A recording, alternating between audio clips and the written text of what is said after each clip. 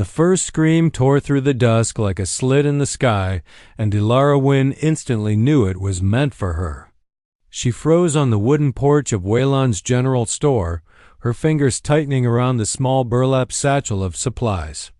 The last ribbons of sunset bled across the rooftops, bathing the street of Creststone in orange light, beautiful light, the kind that made her cursed face glow like a lantern in the dark. Folks blamed that glow, blamed God, blamed her beauty for every wrong thing that had happened in this dusty town. Beauty was supposed to be a blessing. For Elara, it was a noose. Someone hurled a bottle.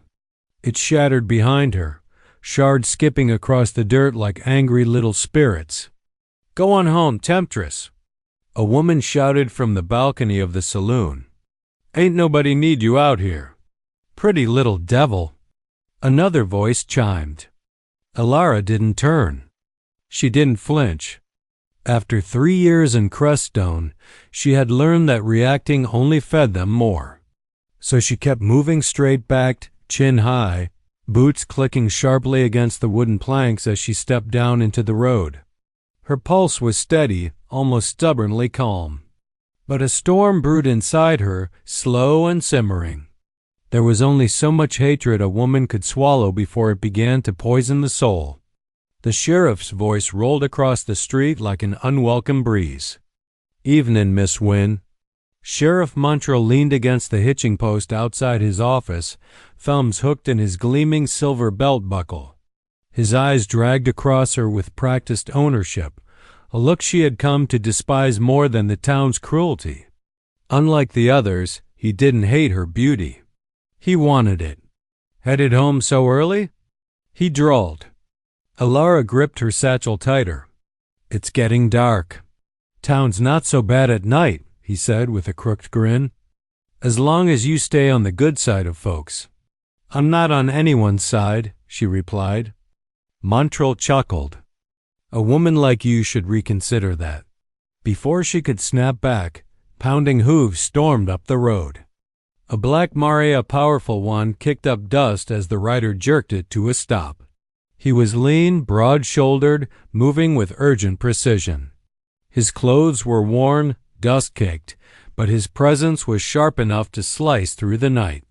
He rode right past her, then abruptly wheeled around. "Elara Wynne?" he barked. She froze. "Who are you?" "Draven Hale," he said, breathless. "I've been tracking you for 3 days." "I need you to." A gunshot ripped the air. Draven ducked. The bullet tore through his hat, sending it spinning. "Sniper!" he shouted. "Get down." Elara's heart slammed against her ribs as a second shot cracked from the rooftop of the Creststone Hotel. She stumbled back, dust spraying at her boots where the bullet hit. Townsfolk screamed and scattered. Horses whinnied. Windows slammed shut like a dozen hands abandoning her. "Elara!" Draven grabbed her wrist. "Move!" She yanked her arm. "Why is someone shooting at me?" "No time," he said. "If you stay here, you're dead." The sheriff ducked behind the watering trough, not lifting a single finger to help. Of course he didn't. Another bullet hit a barrel near her leg, splitting the wood. She made her decision. Elara ran. Draven raced beside her through the alley behind the blacksmith's shop, pulling her behind crates, through shadows, ducking under rafters where stray cats hissed. Her breath came fast, tasting of dust and fear, but also of something else. Fury. Pure, tightening fury. When they reached the abandoned stables just outside town, Draven shoved open the half-rotted door and pulled her inside. The darkness swallowed them whole. Its silence was deep, thick, carrying the scent of old hay and ghost horses. Elara pressed a hand against her heaving chest. "Tell me what's going on now." Draven lit a small lantern, casting trembling circles of light over the wooden beams. His face came into focus, sharp cheekbones, intense black eyes, skin sun-darkened and scar-lined. Apache by blood, though his clothes marked him as half in the white man's world. There was a restless, hunted look about him. "You're Elara Wynne," he said quietly, as though that explained everything. Her voice shook. And your mother?" His jaw tightened. "She wasn't who you think she was." Elara frowned. "My mother died when I was 7. She was just a seamstress." Draven's eyes softened with something like pity. "She was hiding more than needle and thread." Elara opened her mouth, but he stiffened suddenly. "Stay behind me," he murmured. A soft step echoed from the far end of the stable. Then another. Straw shifted. Shadows dripped and moved like living things. Draven's hand flew to the knife at his belt. But Elara realized something before he did. This presence. She felt it. Heavy in the air. Ancient, like the desert holding its breath. A man stepped from the shadows. Tall, bare-chested, skin painted with symbols she didn't recognize. A necklace of feathers and obsidian beads rested on his muscular chest. His long black hair fell in dark waves, framing a face both fierce and beautiful in a raw, untamed way. His eyes locked onto Elara, and the world fell still. Takoda. She didn't know how she knew his name. Maybe Draven said it earlier. Maybe the desert whispered it. Maybe the man's presence carved it straight into her bones. Draven stepped in front of her. "Takoda, you were supposed to wait for my signal." Takoda didn't look at Draven. He only looked at her. "She is the one," he said, voice deep and low like distant thunder. "The woman from the vision." Elara's breath hitched. "What vision?"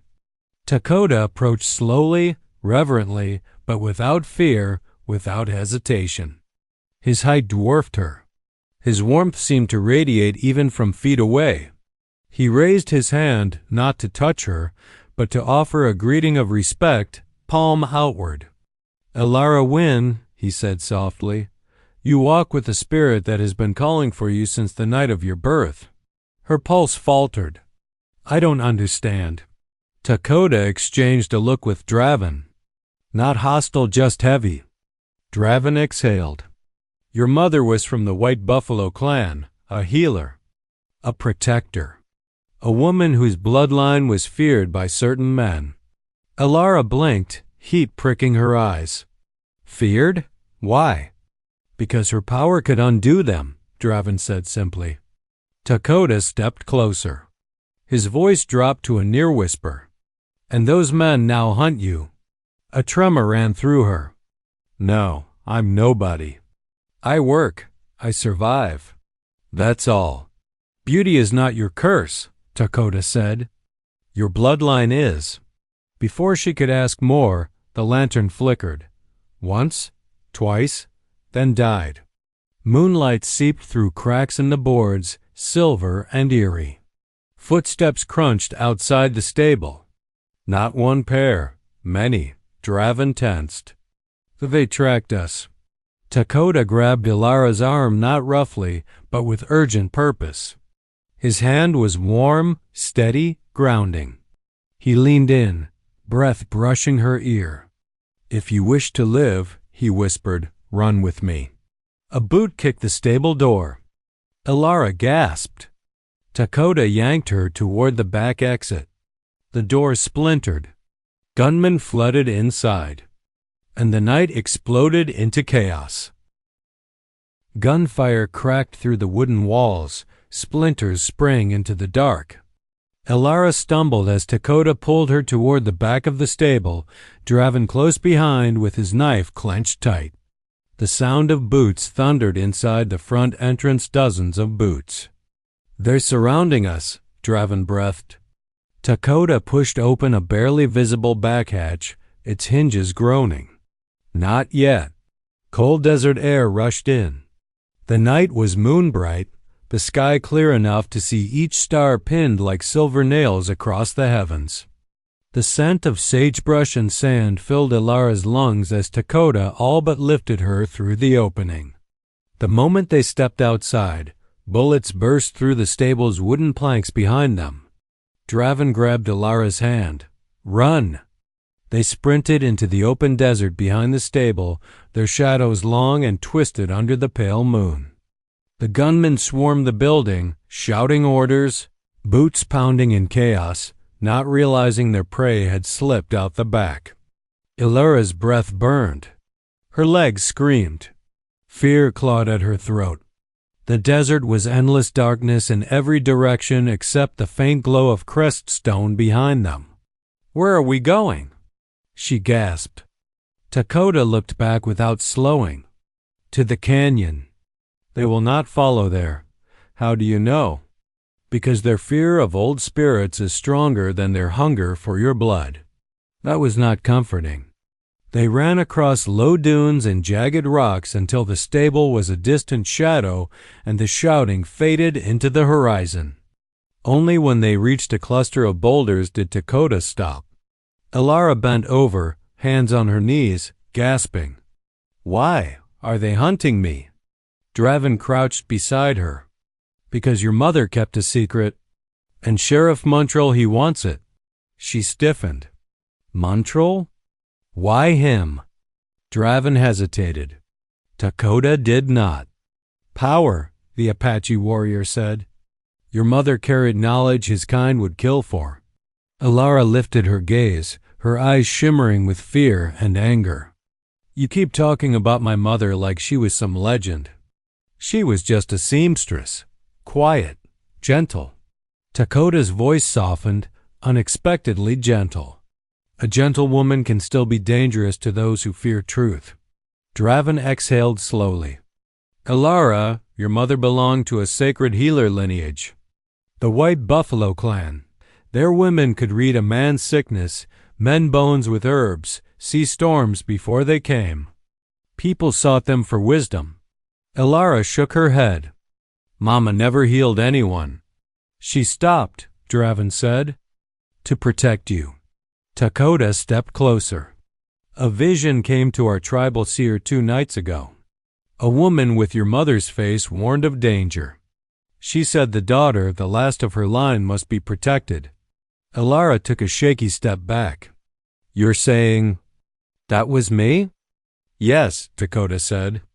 "Because your blood carries what men like Montrel fear." Her throat tightened. "And what is that?" "Truth." The desert wind hissed between the rocks like a warning. Before she could ask more, Takoda raised his palm, signaling silence. His posture went rigid. Draven instantly tensed as well. "What is it?" Elara whispered. Takoda pointed to the ridge behind them.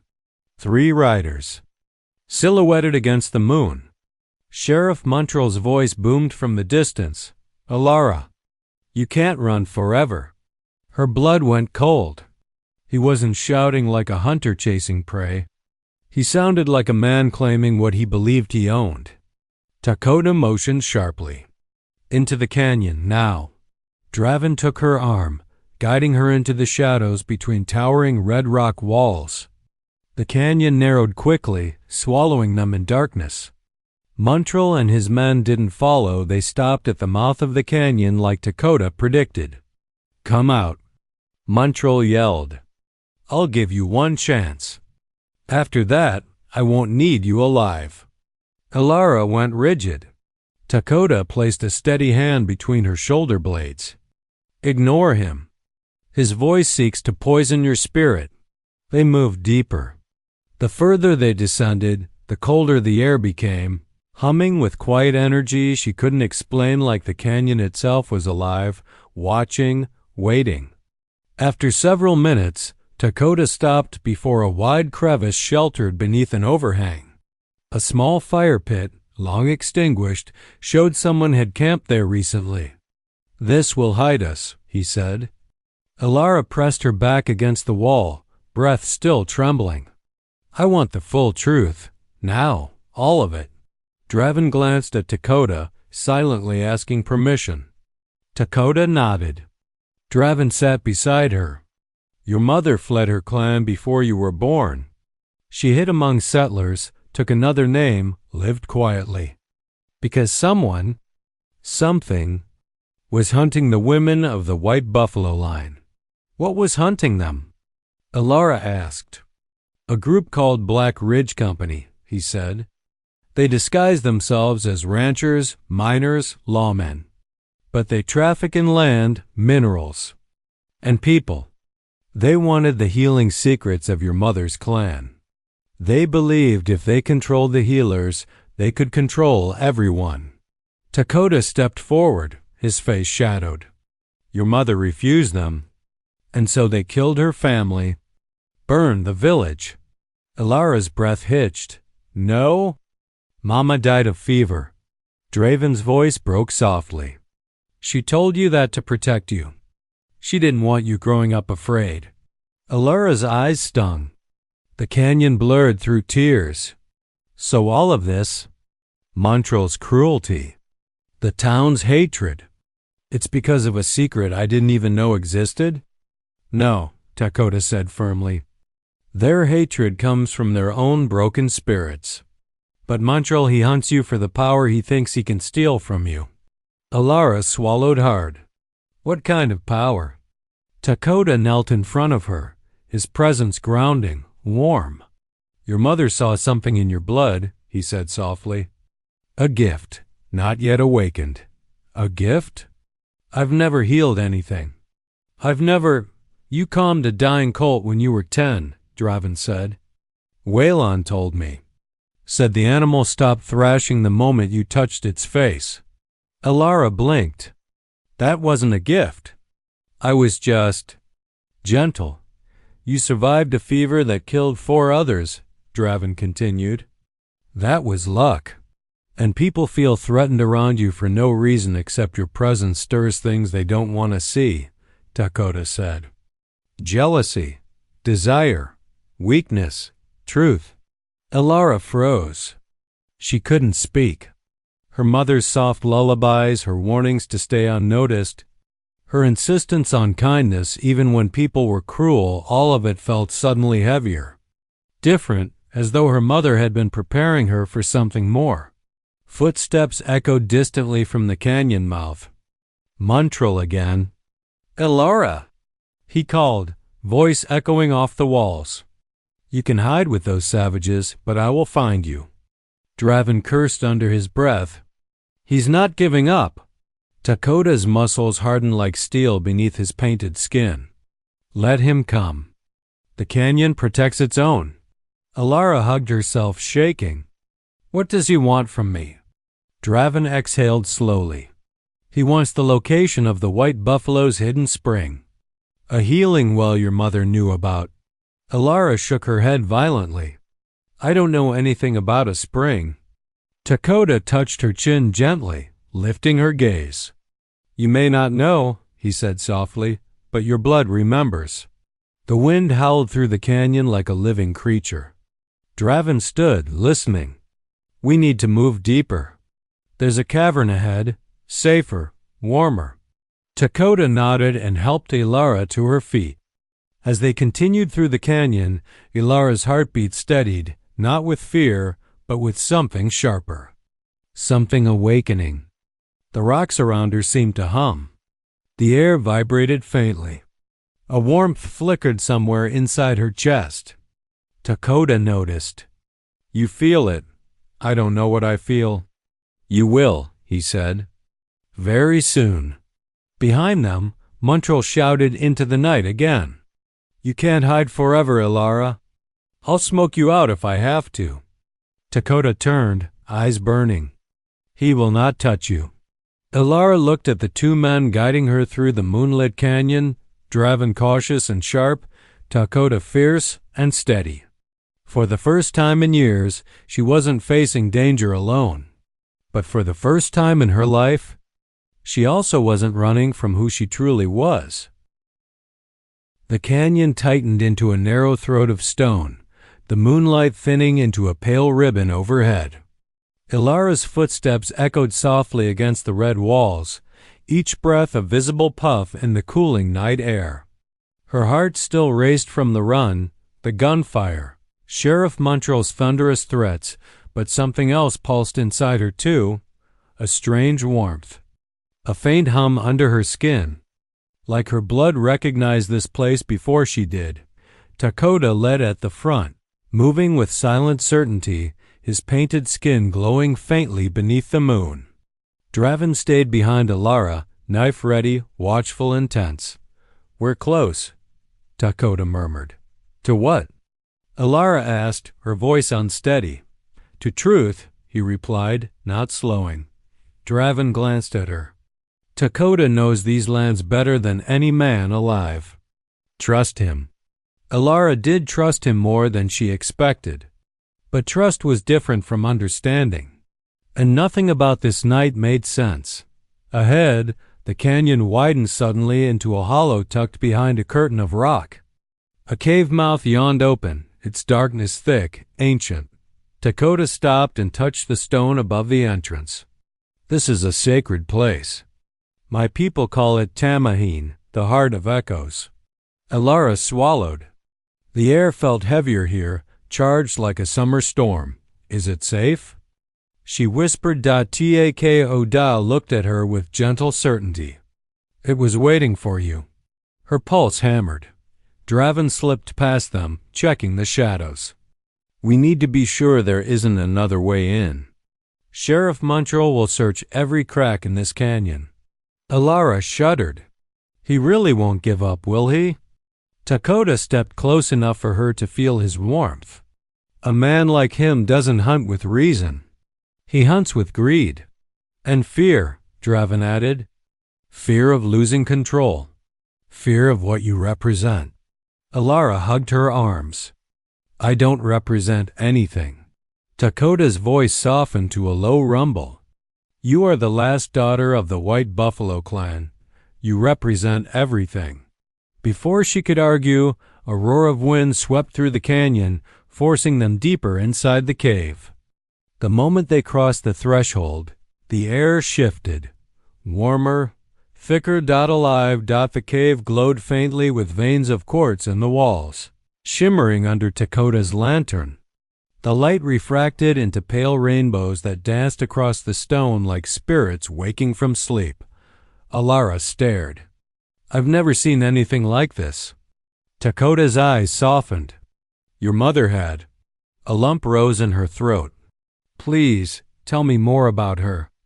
"Not the secrets, just her."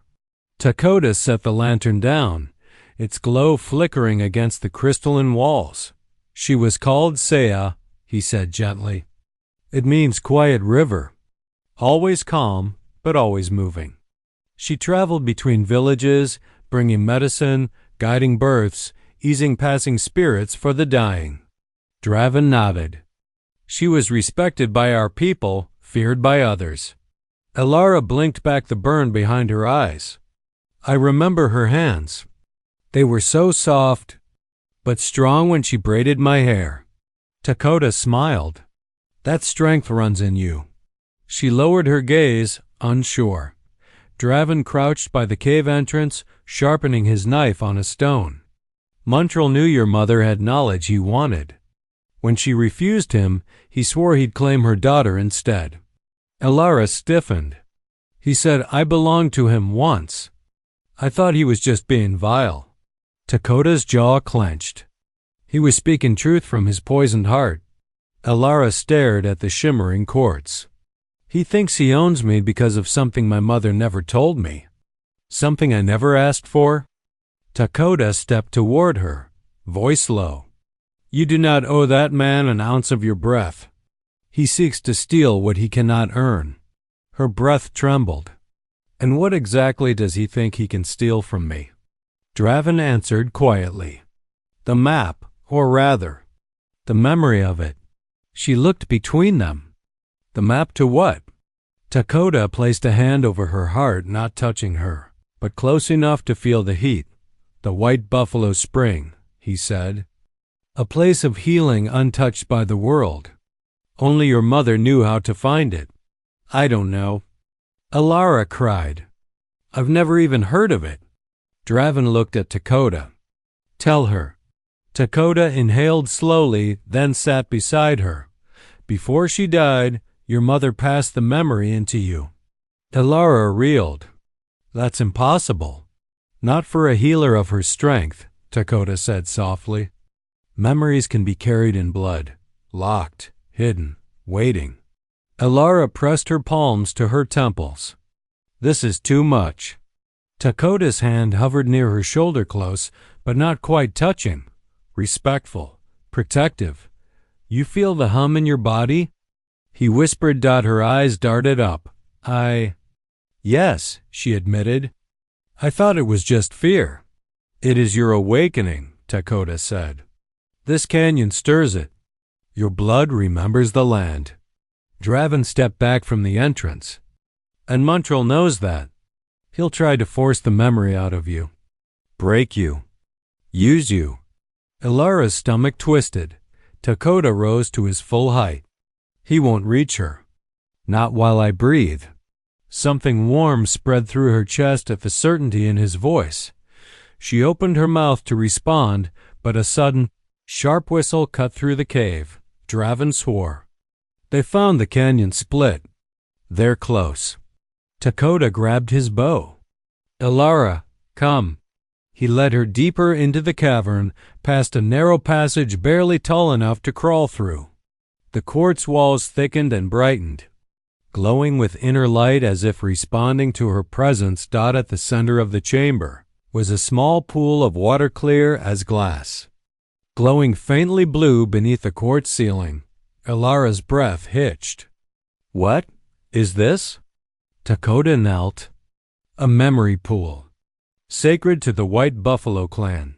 It reveals only to those whose blood it knows. Draven's voice echoed faintly from the outer tunnel. Hurry, I'll hold them off. Elara's pulse spiked. Draven, don't. He gave her a rare, crooked smile. I'm not dying tonight. Just slowing them. Takoda motioned for her to kneel. She followed, breath shaking. Place your hands over the water. Takoda said. She did. The surface rippled. Though she hadn't touched it, light shot upward in pale strands, curling around her fingers like warm, living silk. Elara gasped. Vision crashed through her mind. Mountains. A hidden valley. A white buffalo standing beneath a storm-lit sky. Her mother's face, soft and sorrowful. A spring glowing like starlight. Then her mother's voice whispered through her mind like wind in tall grass. Elara, you are the key. Elara jerked back with a cry, tears streaming. Takoda steadied her shoulders. You saw it. She covered her mouth, trembling. The spring. I know where it is. I saw everything. Takoda nodded solemnly. Your gift has awakened. Draven ran into the chamber, breathless. They're coming. We need to move. Elara rose, heart pounding. Then let's go to the spring. Takoda stared at her with a mixture of pride and warning. Once we leave this cave, there will be no turning back. Elara wiped her tears. My whole life was pain and questions. I'm done running from what I am. The ground rumbled. A gunshot echoed through the cavern. Sheriff Montrel's voice followed, dripping with triumph. Found you. Elara froze. Takoda grabbed her hand. Draven pulled his knife, and as the sheriff's shadow filled the cave entrance, Elara whispered, Let's finish this. The last scream drifted into the night like a dying ember as Elara pressed her back against the cliff wall, the cold stone biting through her shirt. Her leg throbbed from the bullet graze Sheriff Montrel had given her. Draven crouched beside her, breathing hard, his revolver empty. The moon set heavy above them, silvering the canyon floor where Takoda stood alone, facing the sheriff and his remaining 2 men like a warrior carved from obsidian. Stay here, Draven whispered. Elara grabbed his wrist. Don't you dare leave me again. His jaw tightened, not with anger, but fear of losing her. I'm coming back. You have my word. She let go only because Takoda turned his head slightly, as if sensing their hesitation. The night waits for none, he said in a low voice. Montrel carries too many ghosts to walk away. Sheriff Montrel stepped forward, the shadows clinging to his face. "Takoda," he called, voice sharp with authority he no longer possessed, "you're standing between me and what's owed." Takoda did not lift his weapon. Nothing in this world is owed to a man who steals breath from others. Montrel spat on the ground. "You Apaches always think you see spirits everywhere. The only thing I see is a woman worth a fortune." Elara's heart froze. Draven stiffened. "You're done, Sheriff. Your power ends tonight." Montrel grinned. "Boy, you have no idea what Elara is worth." The canyon air tightened like a noose. Takoda stepped closer, muscles shimmering in the moonlight. "Say it," he urged quietly. "Tell her the truth you buried." Montrel's lip curled. "Oh, I'll tell her. Why not? She won't live long enough to use it anyway." He pointed at Elara. "You're not Wynne's daughter. You're the daughter of a woman who ran from me, ran straight into Apache land where she hid you. Your mother was the only woman I ever wanted who dared say no. So I branded her a thief, hunted her down, and made sure she never saw daylight again." Elara felt the world tilt cold, sharp, unreal. Draven's hand shook around his empty gun. "You killed her?" Montrel didn't blink. "She should have married me. Simple." Takoda inhaled sharply, fury darkening his eyes. "Your mother did not kneel," he said to Elara. "She lived with my people for a season. She knew freedom. She knew love." Elara's throat closed. A tear slipped down her cheek, but not from grief. From rage. Montrel laughed.